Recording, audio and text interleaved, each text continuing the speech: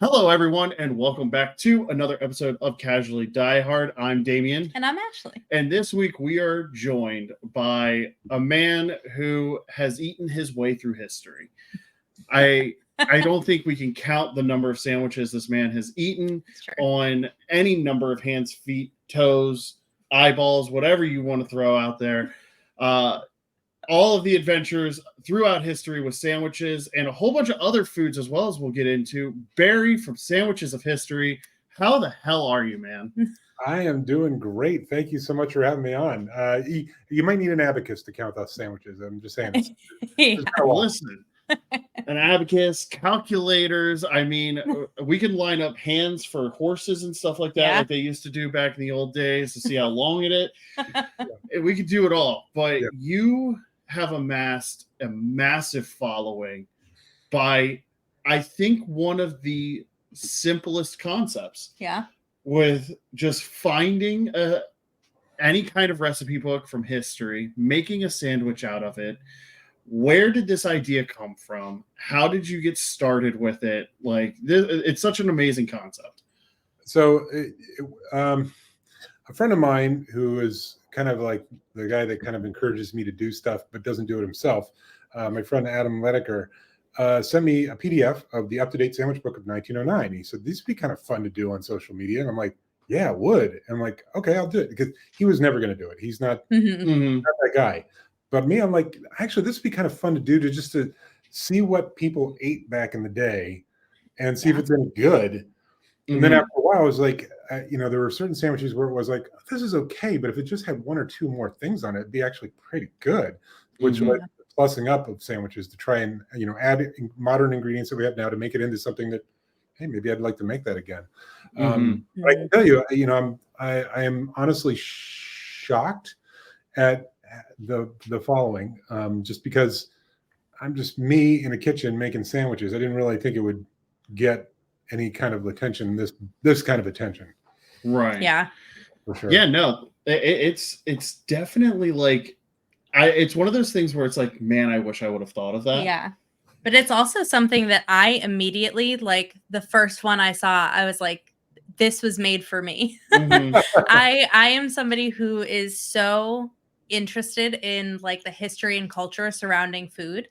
So like it was perfect. Oh, nice. Yeah, no, it's great. Yeah, and then there's me who's like, half of the ingredients that you're talking about, it's like, I grew up in Podunk, Pennsylvania. I don't know half the things that you throw on sandwiches. And I'm like, how do you even know that this exists? How do you know it pairs well with this? Like, normally I'm the finisher guy when she's cooking. She's like, it needs something, and I can pinpoint what it needs. Yeah. But then there's like, you're throwing in a whole bunch of stuff. Like, I didn't even know what gochujang sauce was until like 2 years ago. Oh, so, yeah. Where I live specifically in San Jose, California, there's a big mix of ethnicities in restaurants and cuisines. So, I've had a pretty big exposure to different cuisines around the world. And when I think of plus ups and what ingredients to use, I think, what's going to bring different texture, contrasting or complementing flavors. Are there other flavors from other cuisines that would work well with this sandwich, even though this is clearly not, part of that lexicon of food. So I just try to think like what would work based on that. But again, it's one of those things where I'm fortunate enough to have been exposed to it, which allows it to be part of the options for me. Yeah. Yeah. Exposure's huge. Oh, absolutely. Yeah. And which, like, I'm from Connecticut, but we also have like a massive amount of diversity, especially down towards New Haven and Bridgeport and everything like that. So yeah, no, it's huge Italian population. Oh yeah, of course. Oh yeah. I've heard. Not a bad thing. Italian food is that's fantastic. True. It is. It's great. See, that's where I get roasted because, like, I like Italian food. I hate pasta. I don't vibe with like all the pastas. There's so much good Italian food that's not pasta. I know, but I haven't encountered it yet. That said, I do love pasta, so I don't understand that. But we each have our own taste. Exactly. I grew up poor, so we had like canned, like jarred spaghetti sauce and spaghetti noodles like 3 times a week till I was like 20. So I'm like, Can't do it I anymore. don't want red sauce and pasta ever again. Like, Well, just, see, for me, like I grew up. My mom was not a great cook at all, and she would admit that. She made like one or two weird, like it was these outlier dishes. She made quiche, and she made it really well. But if name a vegetable, and she absolutely overcooked it every single time.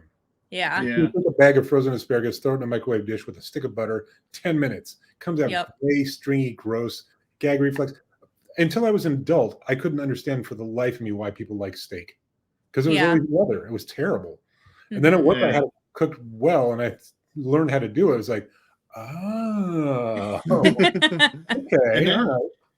And that's kind of like where I'm at is like, sorry, mom, but I grew up on canned vegetables and stuff like that, and it's like, and it's what we had to do to get by. Like, I do not disregard it at all. Like, but it did train me to understand like what is a comfort food now, and like what is a like good food now, and like.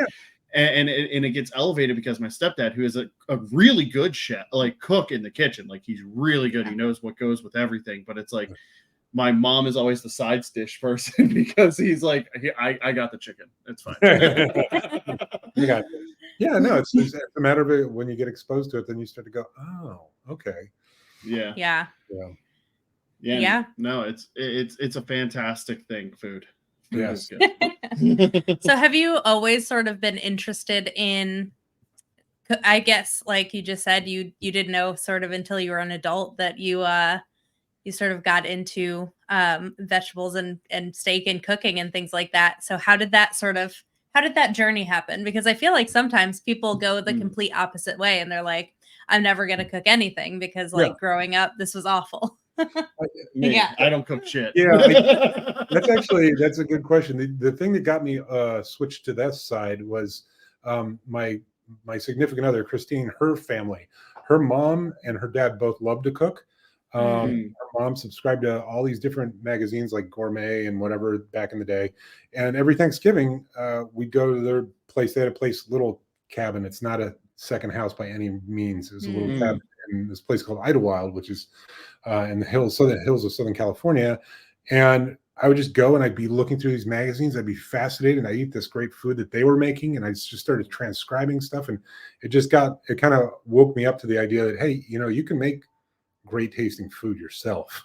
And so that's what got me into it is Christine and her family. That's really cool. That is really cool because like that's kind of how I got into liking as much food as I do because like I said, I'm from Podunk, PA. I've lived there pretty much my whole life up until her and I started dating because she's from Connecticut. So we did a long distance relationship. And then it's like we find like she was like, oh, I really want sushi. And I'm like, and then she's like, have you had it? Like, good. And I'm like, I've had sushi. It's fine. It's I'm like, all the same. Good. And she's like, no, it's not. Like, so it's like sometimes you just need that extra push because now I love, especially Asian food. I love Asian food. Oh yeah. And vegetables. And vegetables now. I do love vegetables now. Nice. Well done, Ashley. Well done. Thank you. Thank you. You keep saying that you're from Podunk, Pennsylvania. Podunk. Where in Pennsylvania are you from? Okay, so I'm from like South Central Pennsylvania. It's a town called York. Okay. Like a city called York, I guess. It's considered a city, but it's 45 minutes outside of Amish country. Okay. 45 minutes away from Gettysburg, Harrisburg. Like is in that. Yeah, it's the Susquehanna Valley. Yeah. My mom and her family are from Wilkes-Barre. Oh, okay. Yeah. So that's an hour and a half northeast of where I'm at. Yeah. The only thing that we really have really good there, crab. We have great Maryland blue crab. So good. Oh yes, yeah, that's true. Yeah, I do. I do miss the Maryland blue crab. That is for sure. Because we didn't live in Pennsylvania, but I was born in Ohio, lived there for 6 years, and then we moved to Virginia Beach, Virginia, where we lived for 6 years, and then out to San Diego. Yeah. Yeah. No, Maryland blue crab is like one of the things. I don't care what anybody says. Dungeness, all the other crab, nothing beats a Maryland blue crab. It's so good. Obviously, being from Connecticut, we're lobster country up here. Oh yeah. But so like I went down there and I was like, I had never picked a crab. Like I've had crab, obviously, but Like I love seafood. Yeah. But they were like, oh, we're getting a bushel of crabs. And I was like, I didn't know that was a thing. But oh man, I love it so much. We're dropping $200 on yes. freaking like 100 and something crabs now. So Yep. get ready, baby. Uh-huh. Put it to work. Oh yeah. So you say like you got this love of food as you got older and stuff like that, started cooking for yourself. So when did you think like, okay, like I'm just gonna focus on sandwiches? Because obviously you could have done anything in a recipe book, like anything like that. So like what made sandwiches the thing that you kind of latched on to start? Because obviously we'll get into the other channels and stuff like that you have. Well, truth be told, so let me rewind it a little bit. So I worked at Netflix for 11 years. I was there from 2001 to 2012. Taking nice. Little startup to an international company. Yeah. But the last few years I was there, I was part of a team doing international market exploration. And so social media wasn't something I could just do because we're a publicly traded company. I couldn't go on there and be like, hey, we're in Japan, because then that might get on the news and I'd get busted. So didn't really have a whole understanding of social media. Started posting a little bit here and there. Started Craft Beer Berry because in my post Netflix days, my consultancy with my business partners, we owned a small stake in a craft brewery in San Jose. And so I wanted to explore social media, and I love craft beer. So started that off. And then I really, the first big foray into social media at all with food was in the Chips with Berry. I started that before I started Sandwiches of History. And that was reviewing different potato chips from around the world. And there was a lot of experimentation with format and form and length and that sort of stuff. And then, as I said, my friend Adam sent me the up-to-date sandwich book of 1909 in PDF. And I love sandwiches. First of all, you can do anything with a sandwich. You can change up the bread, you could change up the filling, you can mash up cuisines, different countries' cuisines, and it's portable. Like it's a win-win. So I'm like, I like this. This is something I identify with. Sandwiches. I like sandwiches. I like the portability of them. I like the possibility of them. I'm just going to do this. We'll see how it goes. And then that took off. And then the ones like Barry's Cooking Again, Barry's Ice Cream O'Clock, those came afterwards just because I kind of like sharing stuff. Yeah.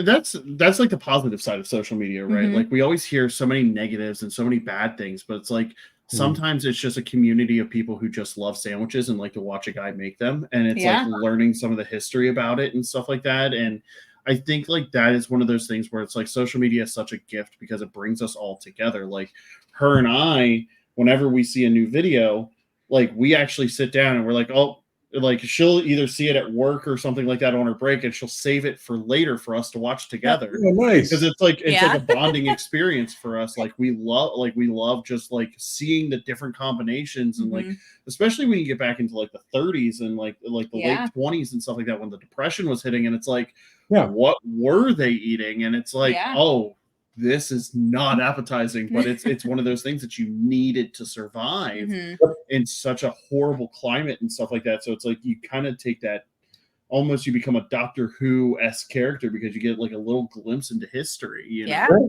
Oh, that's a good way to put it, I think. Yeah. Yeah.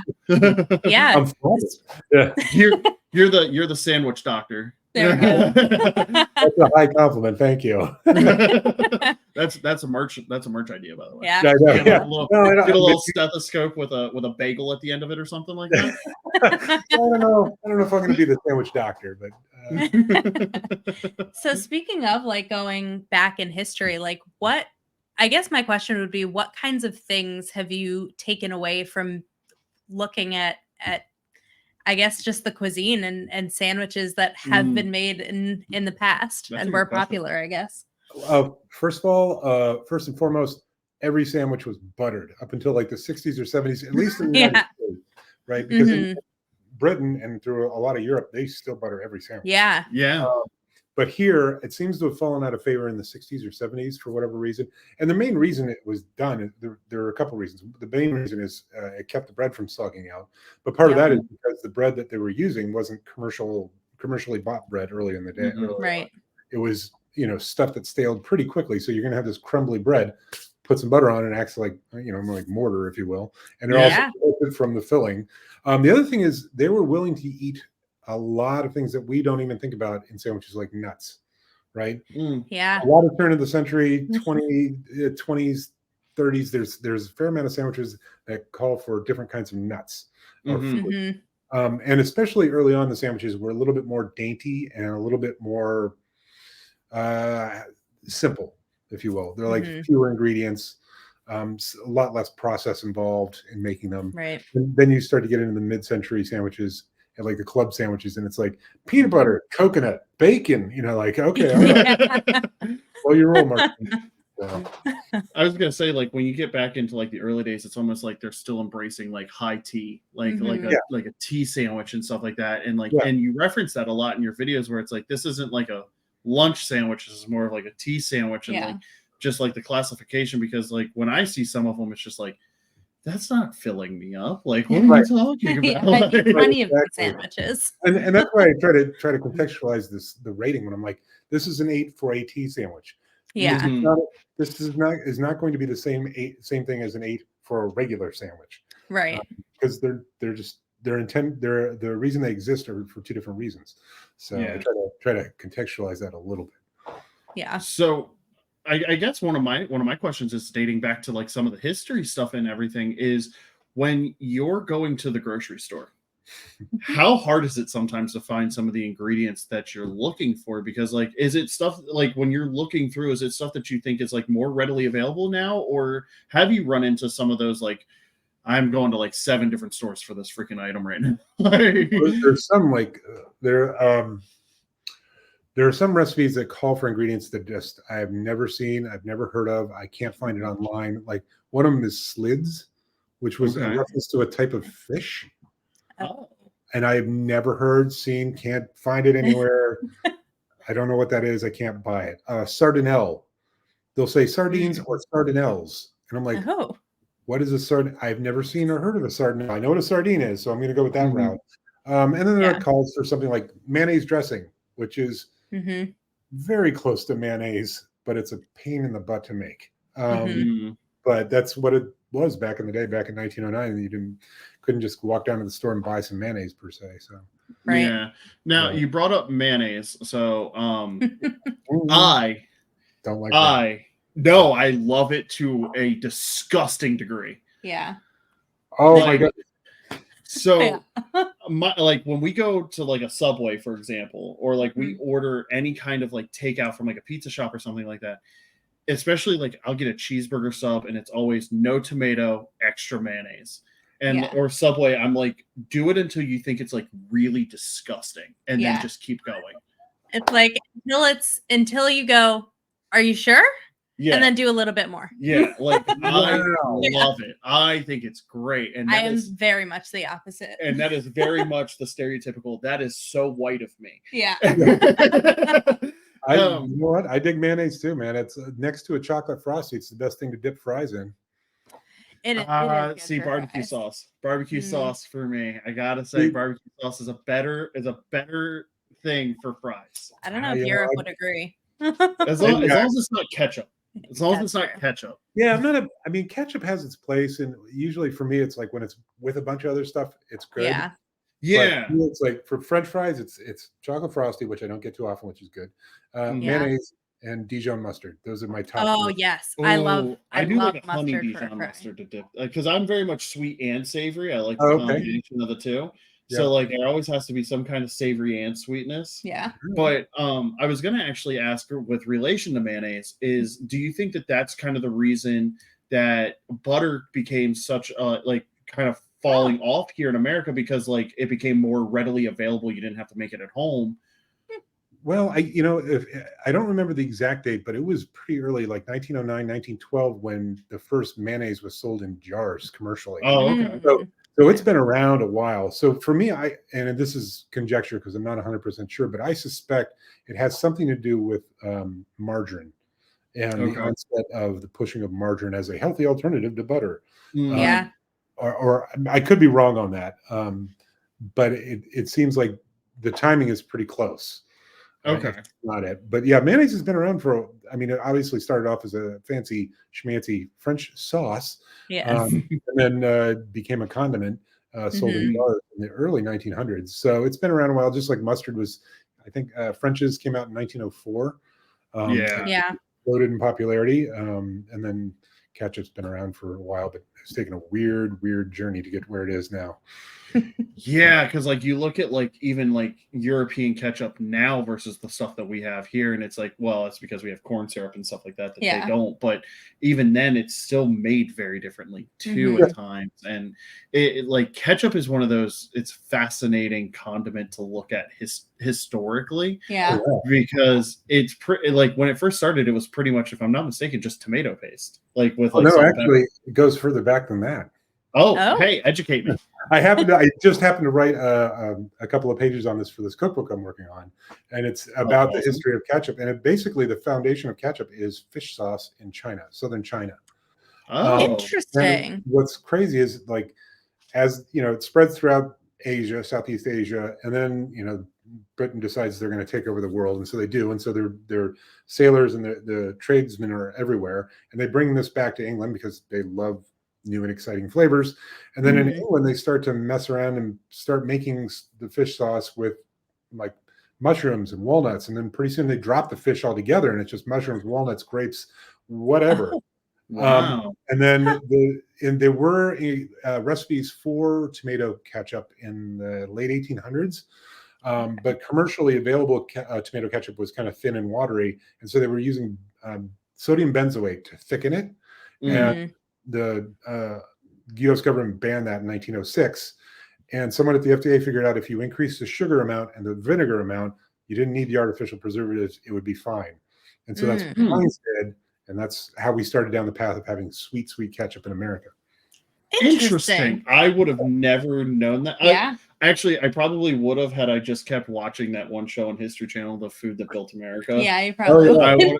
Because I think they have one on ketchup or something like that, or like Heinz and French's or something. Yeah, but, makes sense. No, that's actually really fascinating because, like, that is the one thing too. Like, I really like about your channel is a lot of people don't think about how we've gotten to the point that we have with food. Yeah, and it's like you see some of the natural progressions of things, and that's so intriguing to me as a history buff. Like, I love history, and so when you see like how things have like kind of built up to where they are now, it's like, oh, like that's how we ended up with like this, and like the debate over crunchy versus creamy peanut butter, which crunchy always wins for me. Yes, it does. I prefer crunchy myself, but hey, I got to use the peanut butter that would be used back in the day.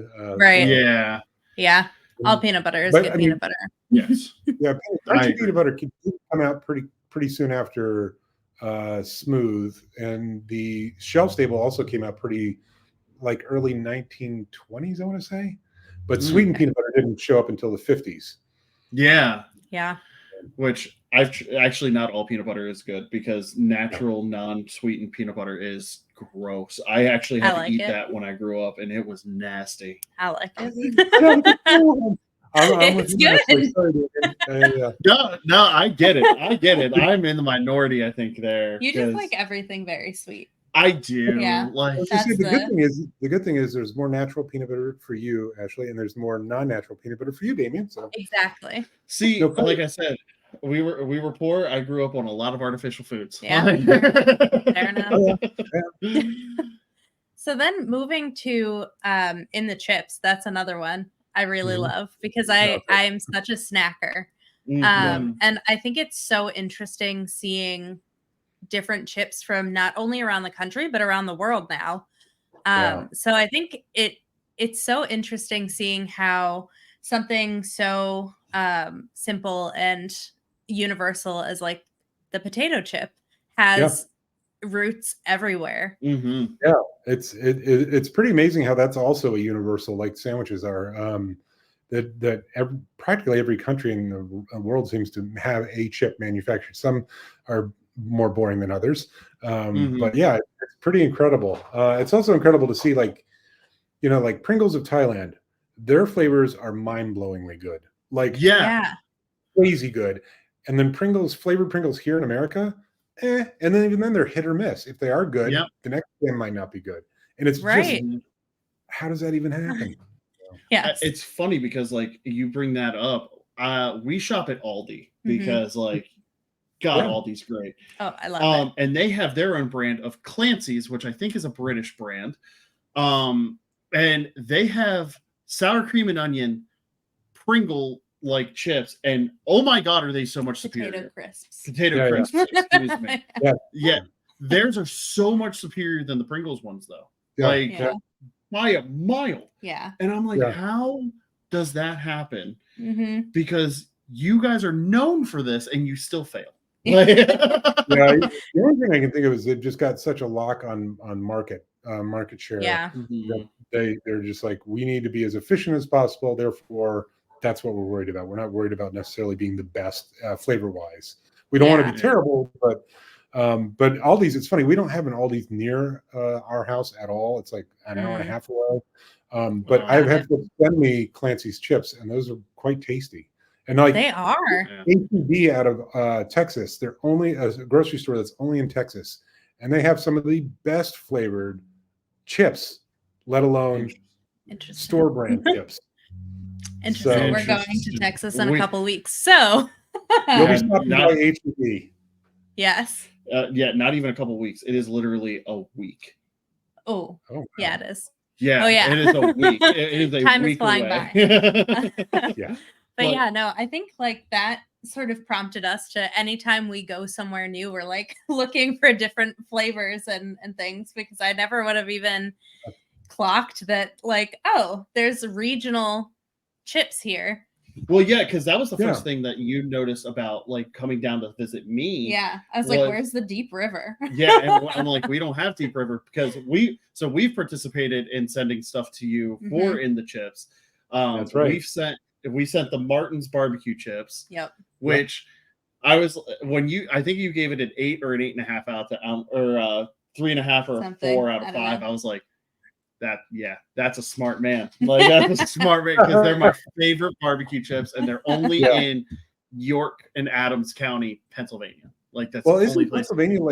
Pennsylvania's like one of the biggest, like has the most number of small chip manufacturers in the country. Because we have Utz, which is a big one, but we have Utz, we have the Frito-Lay is kind of like really big there. I don't think that it started in PA, but they're huge in PA because we have like a lot of manufacturing. Middlesworth, Martin's, Hers is another one. Yeah. We sent you the Hers charcuterie board ones. You guys got Wise. Yeah. No, Wise doesn't have chips. No, not the grocery store. Like, don't you? Isn't that it? Yeah. No. Why is it with the owl on it? Yeah. I'm not clocking it. Maybe it's not from Pennsylvania. I don't think it's a from Pennsylvania thing. Maybe not. At least my neck of Pennsylvania. I could have sworn that Wise had potato chips. She's Googling it now because I was going to say I'm about to do that. Because like I'm not. That's not something I know of. Maybe it's not. Yeah, no, I don't think it is. Anyway, this is horrible audio content. But when within the chips, like as Sandwiches of History has exploded, you've kind of incorporated the Sandwiches of History thing in with in the chips because now you do can it sandwich. Yes. Well, yeah, the can it sandwich. I started that when I learned about Tato cheese and onion crisps and the Tato cheese and onion crisp sandwich. So when I started doing it in chips, folks from Ireland were like, you got to get Tato cheese and onion crisp, and you got to do the Tato cheese and onion crisp sandwich. And I was walking in San Francisco one day, and I saw these guys, and they had this bag, one of these clear shopping bags, and there were Tato cheese and onion crisp, and I couldn't find them anywhere near me. I said, excuse me, where did you get that? Turns out they're here from Ireland. They brought them over. They're visiting with friends, and they gave me a bag. So I went. Oh, that's awesome! Yeah, it's fantastic. So I tried them; they're delicious, and I tried them in a sandwich, with butter, and it was delicious. And it was like, well, I'm going to do this with all the chips and see how they do. Yeah. So I started doing that. I haven't done that in a little while, just because I've got so much going on with Sandwiches of History that in the chips account is kind of like maybe once a week where I post it. Yeah. I do just want to interject real quick. Wise is from Pennsylvania. Oh, are they? I'm not crazy. What Yes, what part of PA does it say or it no? does.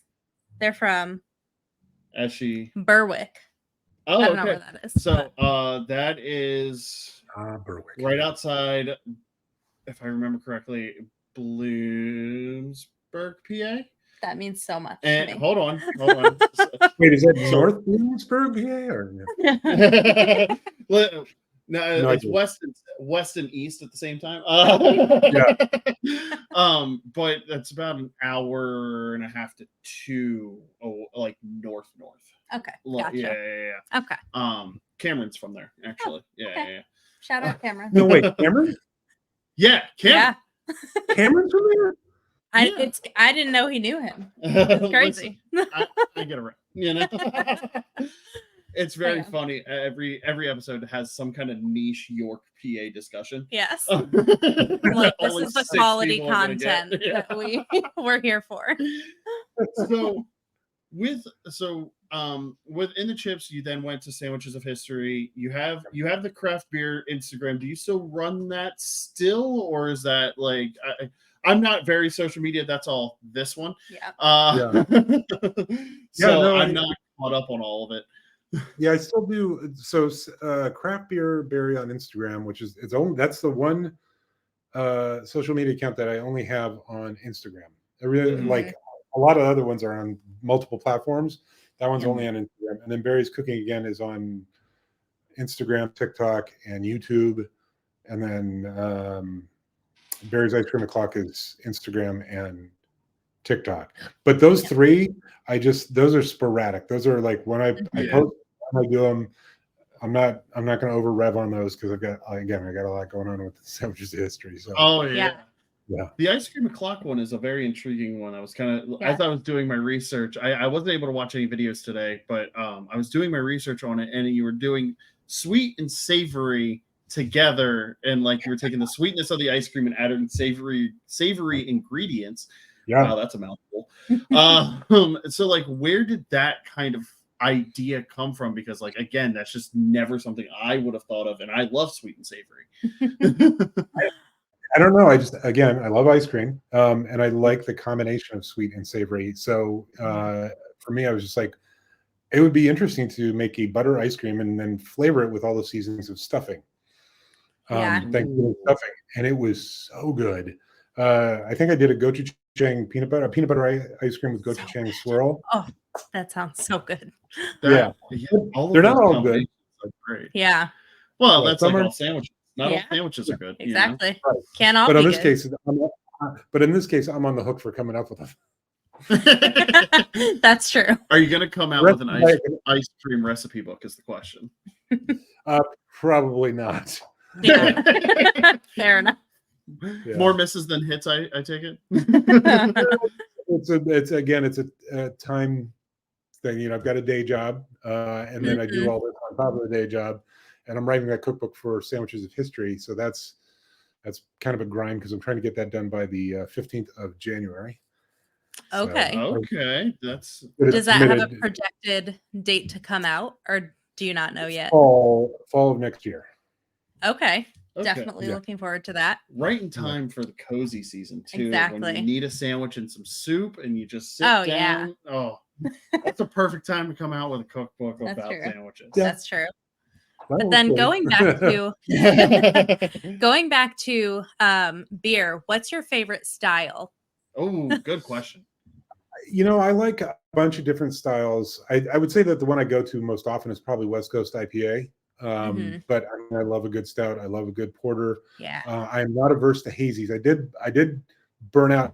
Like when hazies hit, I was like, oh, this is fantastic. And I drank nothing but hazies. I completely burnt out on them.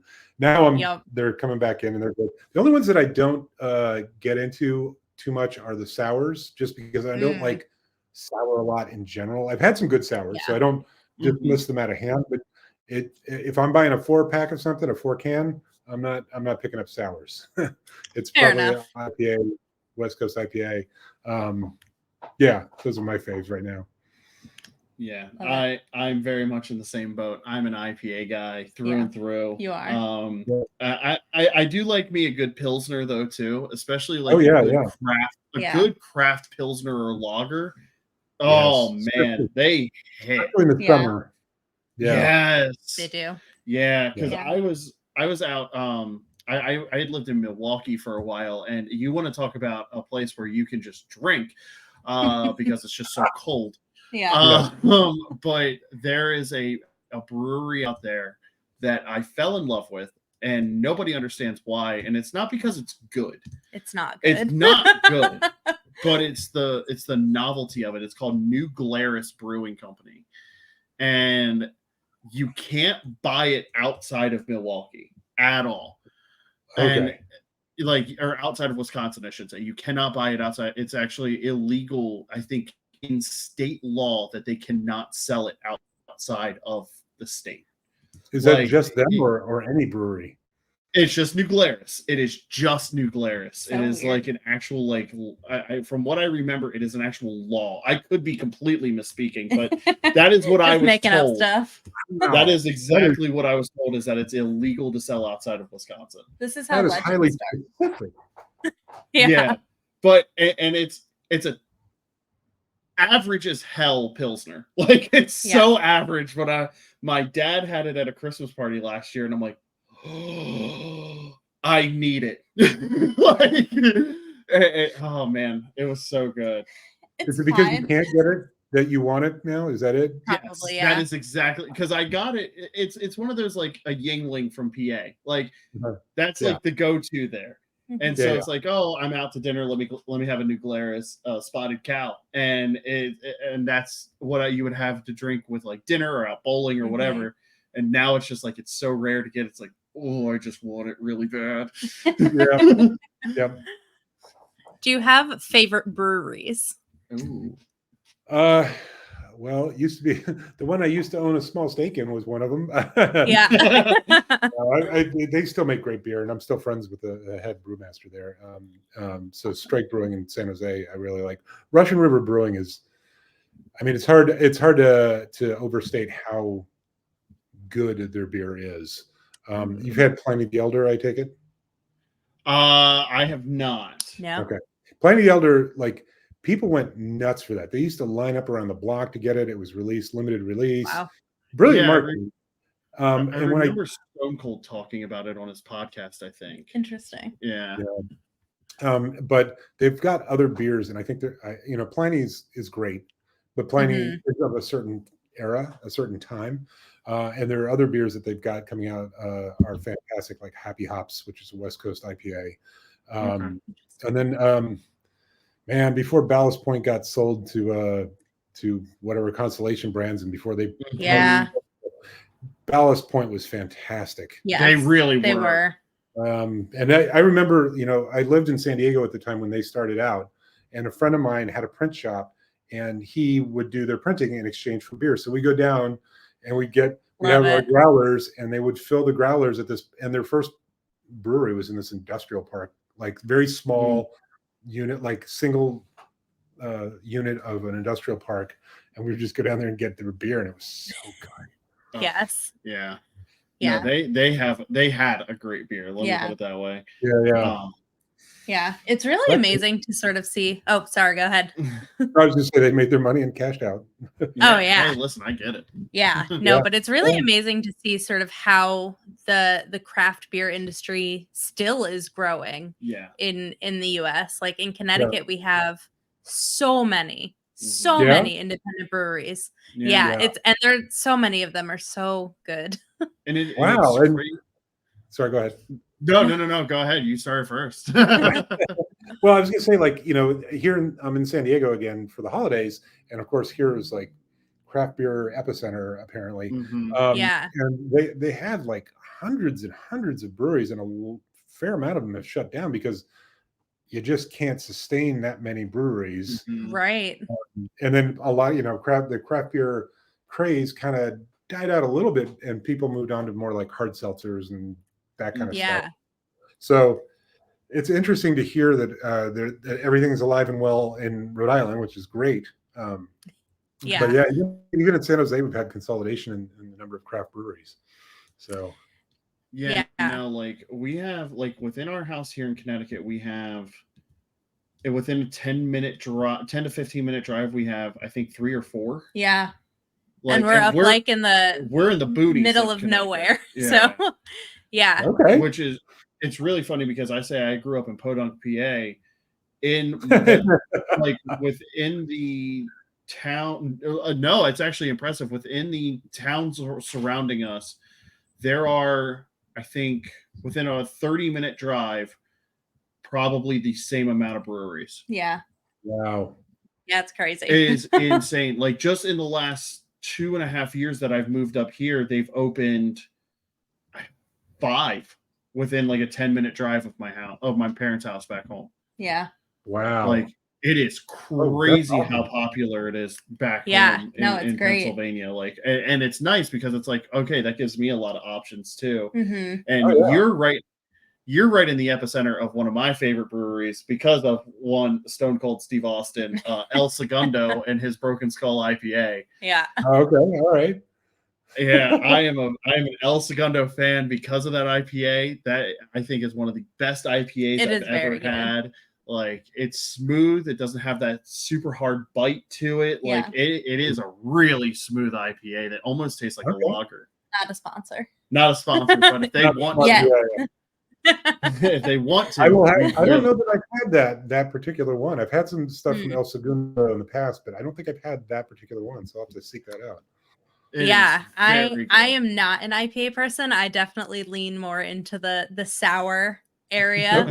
I love sours, I love stouts, but I do love that IPA. It's very good. It is a great one.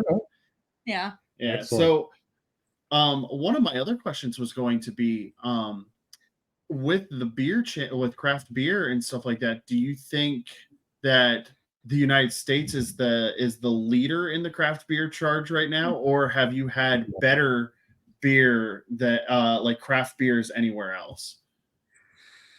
Well, I mean, first of all, I haven't had craft beers everywhere, but I would say the United States absolutely has been and continues to be the craft beer kind of leader. But I've had craft beer in Australia that was fantastic. So there are certain countries where craft beer hasn't really necessarily taken off yet. So there's a lot of potential for it to just continue to expand. But as far as like, who's the best?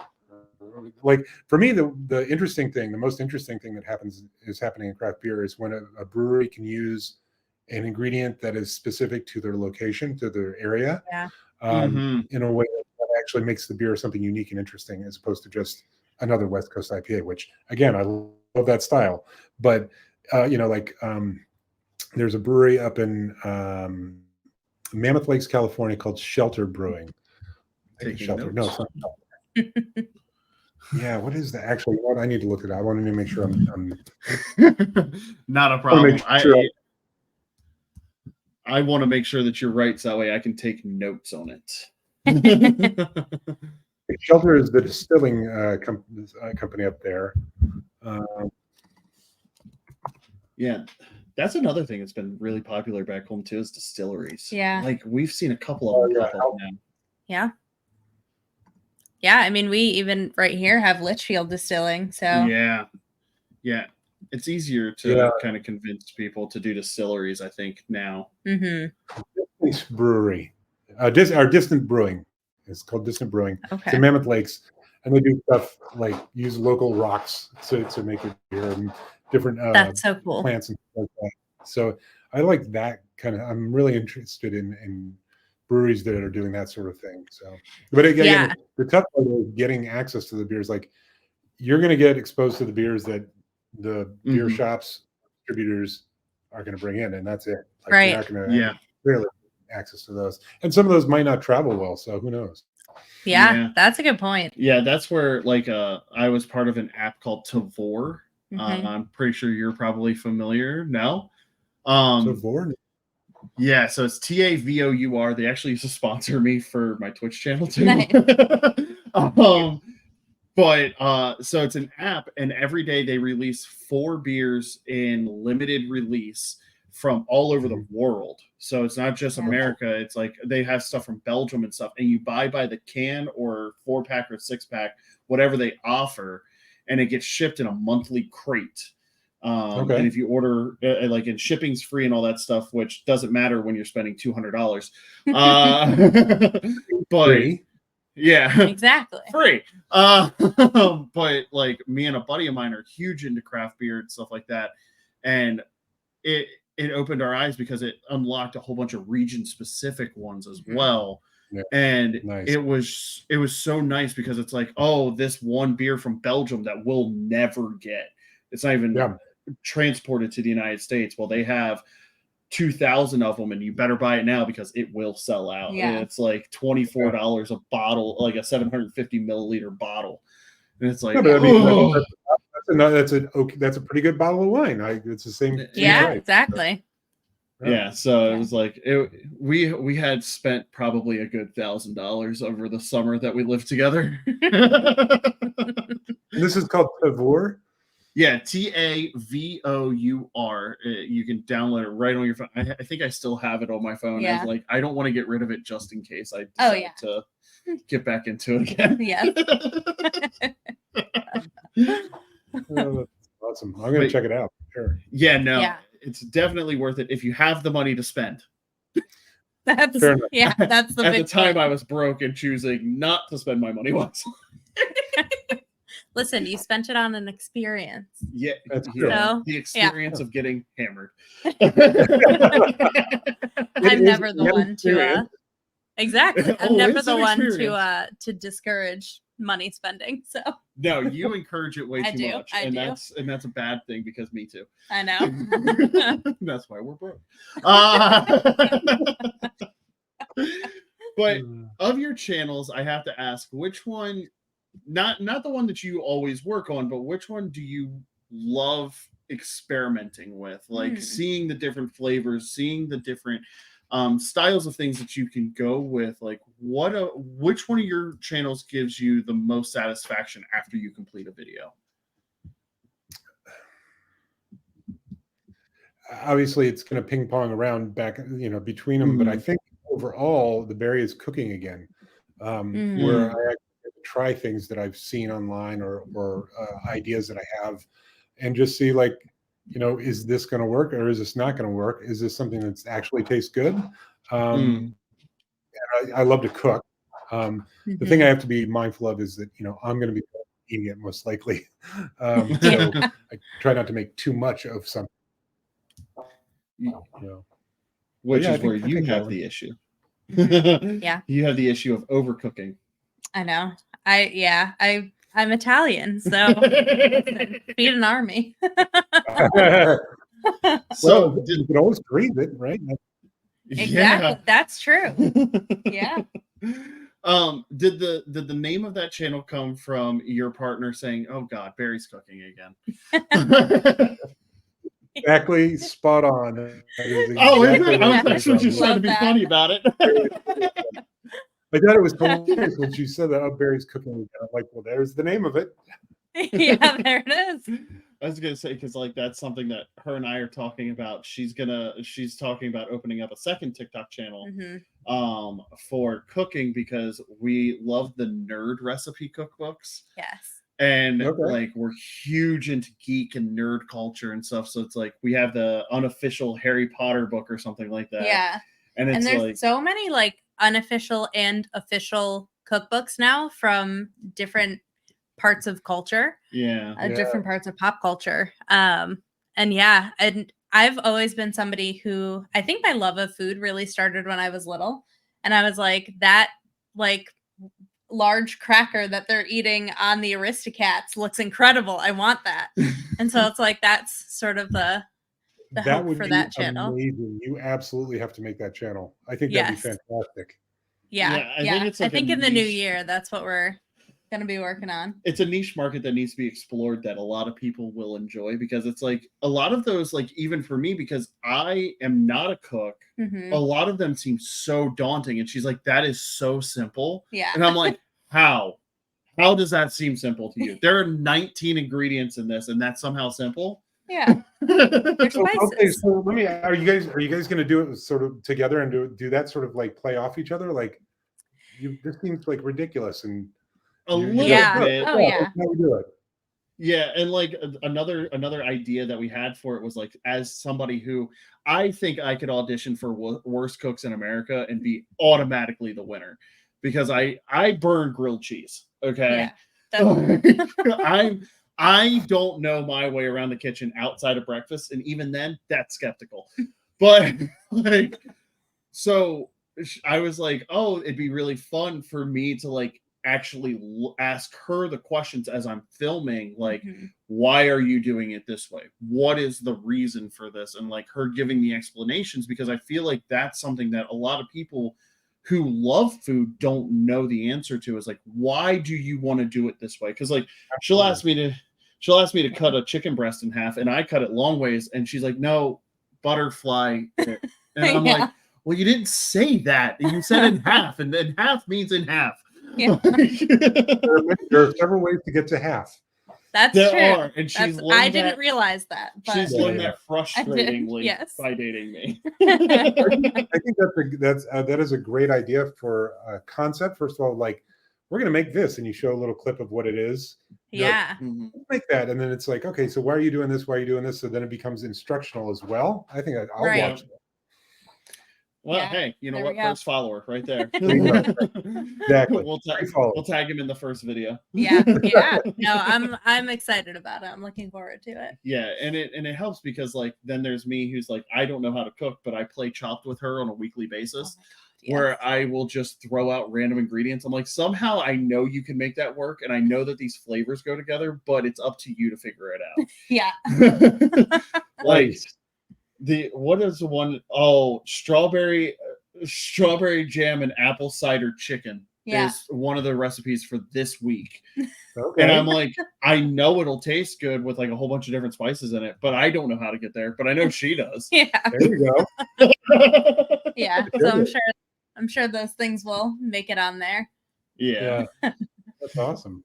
But yeah, so you started this, you didn't realize how explosive it was going to be in popularity, which I imagine is a whirlwind for you. Yeah. We have no idea what that's like yet. I hope we do one day. But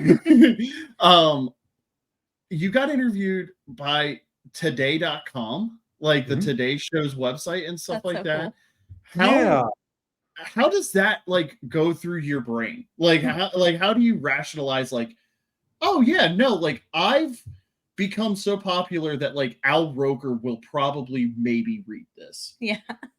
Well, I mean, so first of all, the todayshow.com is not Today Show, the TV. Like they are connected, but they're not, right? So but I mean, like people reach out to me and they say, hey, would you be interested in chatting about sandwiches? I'm like, sure.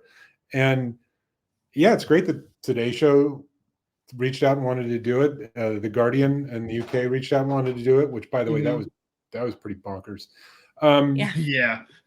But I'm just grateful anybody who wants to talk about sandwiches and sandwiches of history. I think that's awesome. And yeah, I'm happy to do it. It is kind of weird. Like, I got mentioned on a German podcast probably about a month and a half ago. And I'm like, I don't speak German. I don't listen to the German podcast, but people started showing in the comments like, oh, hey, I heard about you on this. I'm following now, blah, blah, blah, blah. I'm like, that's crazy. And then someone I used to work with who is German pinged me and said, hey, I heard this. Here's the rough translation. And I'm like, wow, that's really nice. That's so cool. So last week, before we headed down to San Diego, I went and got my hair cut at the barber that I go to. I'm walking out and a woman stops me and says, excuse me, are you Barry? And I said, yeah, just sandwiches of history. I'm like, yeah. Turned out she's from Germany. She's in San Jose working on some sort of graduate program project. Her husband was visiting from Germany, and they both learned about sandwiches of history from that German podcast. And it's stuff like that blows my mind. I'm like, that is so cool. So I'm grateful. It is mind blowing to me that it's gotten the reaction that it's gotten, but I'm grateful for it.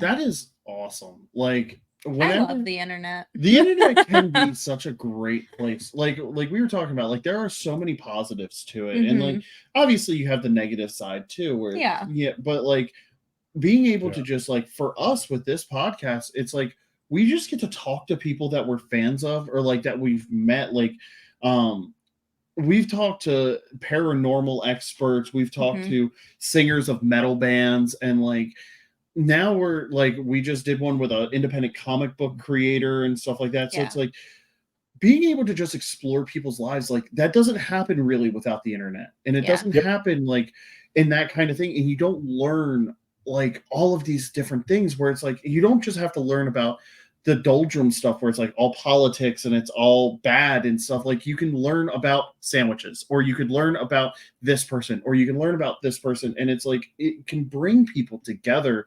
And like it just be so nice to see more people just come together like that. It's a really heartwarming feeling. The connection is unparalleled. It's fantastic. I've made several friends via Instagram just by being on Instagram. I made one friend on Twitter back in the day, who has become a friend in real life, and we've met up a few times. He's from Germany. Again, Germany. Anyway, goes back to the beer thing too. But it's funny because his focus is fashion. Like he's all into fashion. But it's been a positive experience. There are some negatives. Obviously there's a little bit of pressure to keep going and keep doing all that kind of stuff, and they're concerned about burnout and stuff like that. So I tried to, when I first started doing this, I'm like, you know what, I'm going to post once a day. I'm going to post every day at noon Pacific time. I'm going to take all of the like social media advice, like to post 3 or 4 times a day and jump on trends. I'm like, nope, I'm doing this. That's all I'm doing. I don't need the stress. I want to do this for fun. So I'm just going to do that, and I'm going to be consistent about it, because I think that's one of those things that I've learned as I've gotten older. The more persistent and consistent you are at something, the more likely you are to be somewhat successful at whatever you're doing. Right. There's the world is paved with people littered along the side who were very talented but weren't persistent or consistent. And there are people they've gotten hugely popular and successful who aren't necessarily the best example of their craft. But they've been consistent and persistent. So hopefully I'm not in that latter group, but you know what I mean. I to make a wrestling analogy, like I always do every time, you are not just John Cena. He is not a great wrestler, but he was consistent and persistent.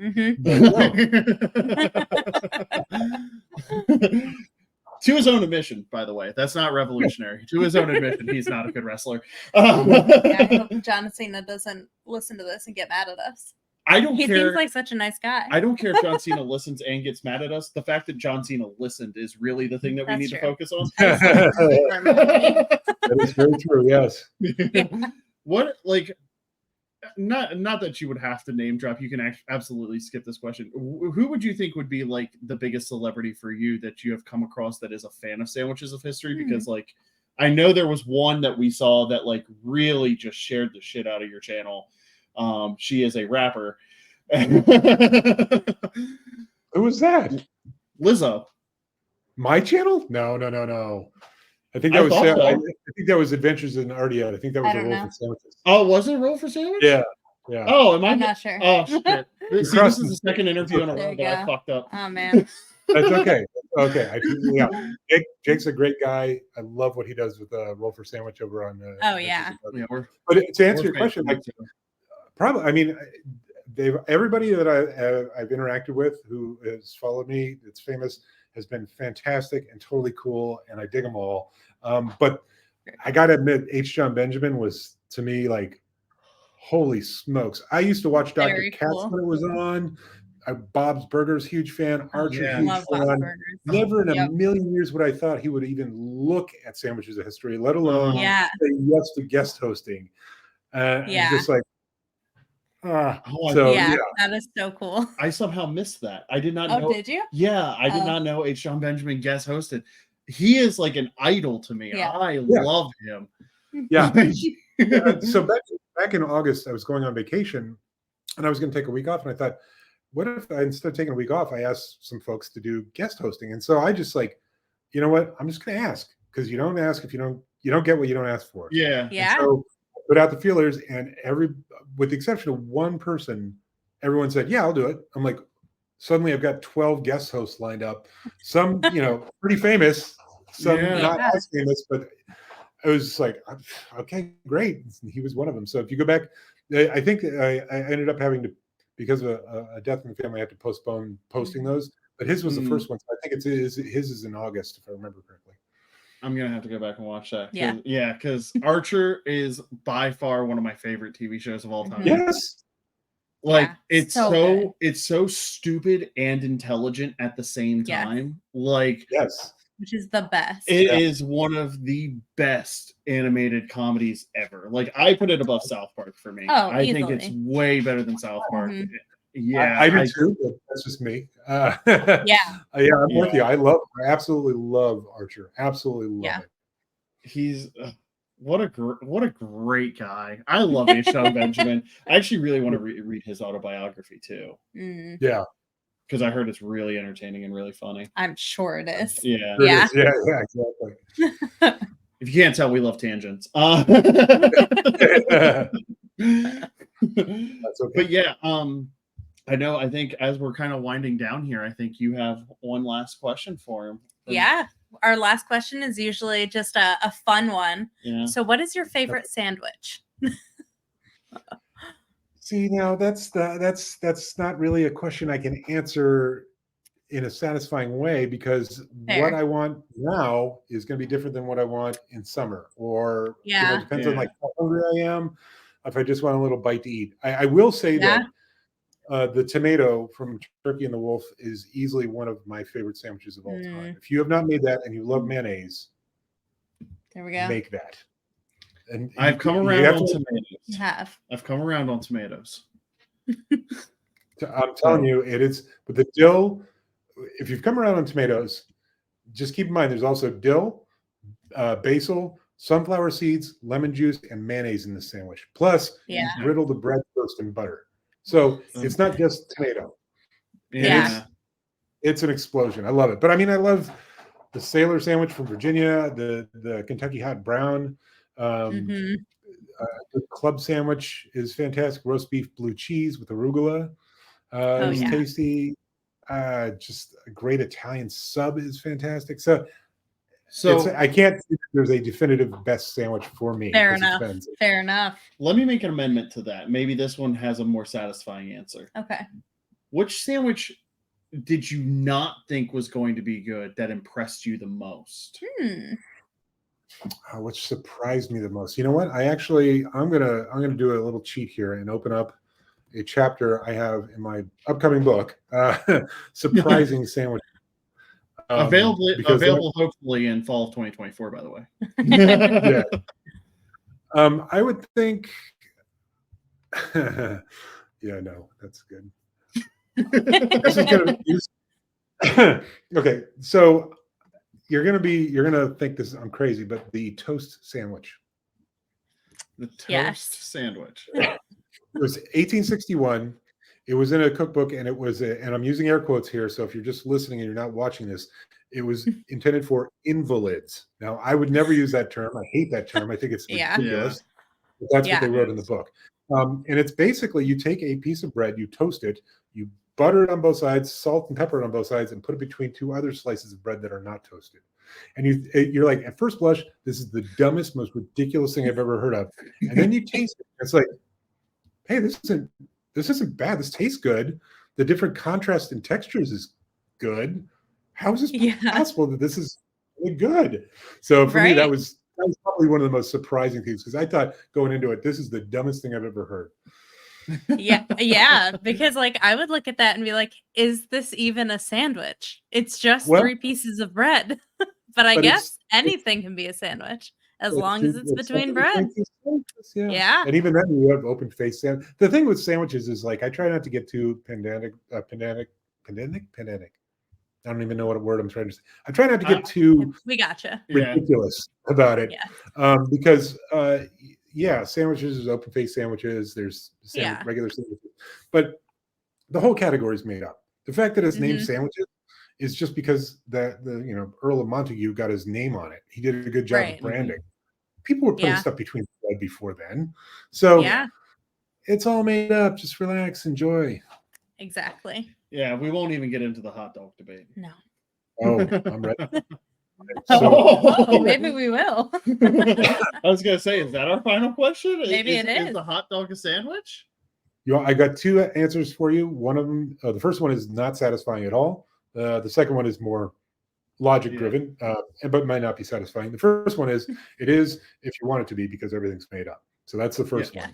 The second one is that I think it isn't a sandwich. I do think it is a sandwich because it comes down to intent. So if you look at the hot dog bun, both sides are equal thickness. The hinge is nowhere near as thick. And so the idea is that, yes, they want this tubular meat between bread, but because it can roll out, they've accommodated and made a hinge. And if you think about, like, I think of like Jersey Mike's or one of those chains, they don't cut their bread all the way through. Yeah. Right? Yeah. So is that not a sandwich? That's a good point. That's very true. But for me, it comes down to intent. It feels to me like the intent is to have this meat between two pieces of bread. The hinge is just there as an accommodation because of the shape of the meat. Yeah. See, I like it. I subscribe to the theory that a hot dog is an untoasted taco. Taco, my friend. Listen, taco's a sandwich too. I don't think a taco is a sandwich because the tortilla is uniform in thickness and it goes and it basically acts as a sling. Yeah, but a wrap. As opposed to but a wrap. But a wrap is a sandwich. Is it? Wrap, I mean, is it? I don't get wraps, but I mean, wraps are fine. Wraps are tasty. It's for that one. I don't know. It's hard for me to justify saying it's a sandwich. But then, okay, then what about open face sandwiches, right? So again, just sort of back off and like let's enjoy the flavors. Yeah, see, and that's why the hot dog is America's taco. There we go. All right. At least in my brain, I think of it as a taco. Okay. And to thine own self knockout. Yeah, there we go. I love that. I think that might be the episode title. Yeah. And to thine own self knockout. Yeah. Barry, thank you so much for coming on. This has been an absolute blast. Yeah, I love it. So much fun. Yeah, Thank you so much. We've had some incredible interviews with this, and you are by far one of the best. Thank you so much. It was a lot of fun for me too. I love it. Oh, great. I'm glad. With that being said, for Barry, go follow him on all of the socials at Sandwiches of History on TikTok, Instagram, Facebook, sandwichesofhistory.com, and Sandwiches of History on YouTube. Find his other channels In the Chips with Barry. Barry's cooking again. Ice cream o'clock. Ice cream o'clock. I was going to say that. I thought it was wrong. And craft beer Barry, correct? Barry's ice cream o'clock, but yes. Barry's ice cream o'clock. I knew Barry's was in there somewhere. There we go. Thank you so much. But for Barry, I'm Damien. And I'm Ashley. And this has been Casually Die Hard. Bye.